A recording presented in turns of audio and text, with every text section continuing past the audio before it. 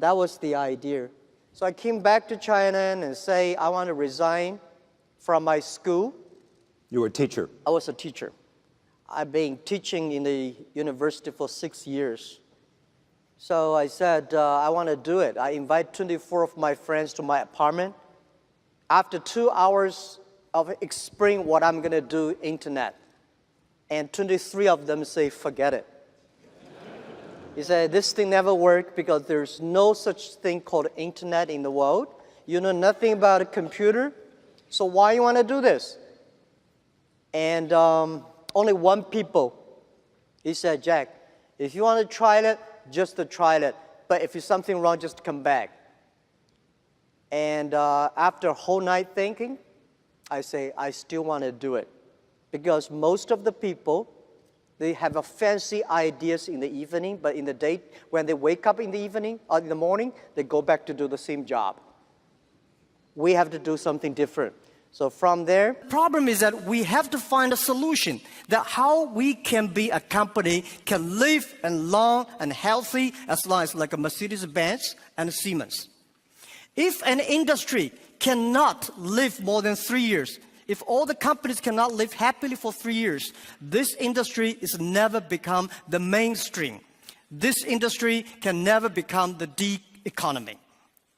So what we want to do is that how we can find this solution.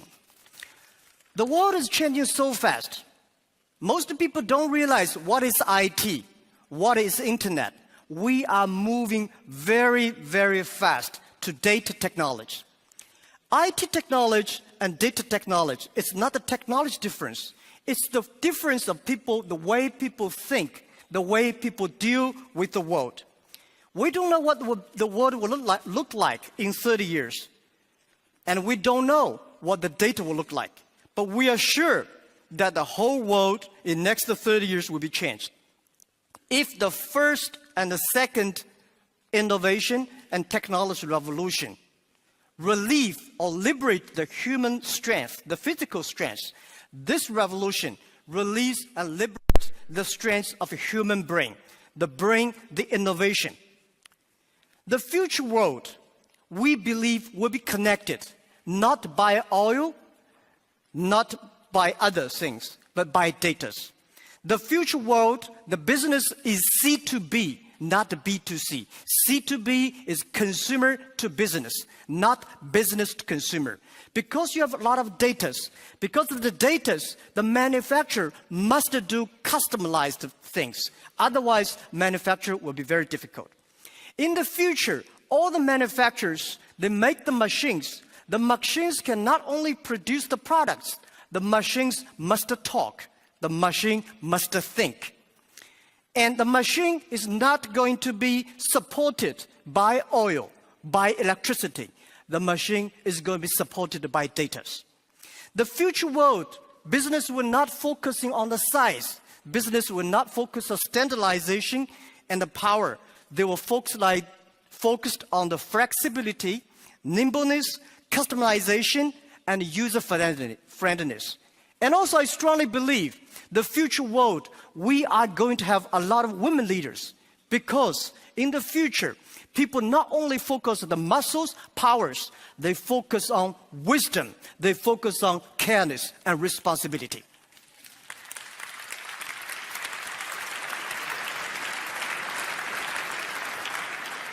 And I think internet must find the missing part.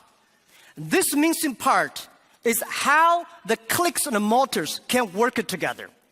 And how we can making sure in the next 30 years, the internet and the clicks and motors can work together.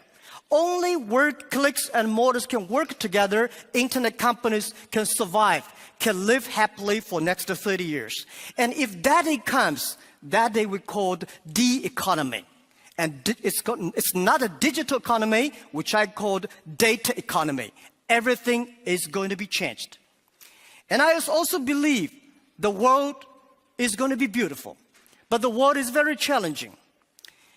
Apple may not be the future, but Apple tells us what the future will look like. That is something in the machine is moving. That is data. we are at a great time of innovation, inspiration, invention, and creativity. And I think everybody's working hard, trying to realize their dreams.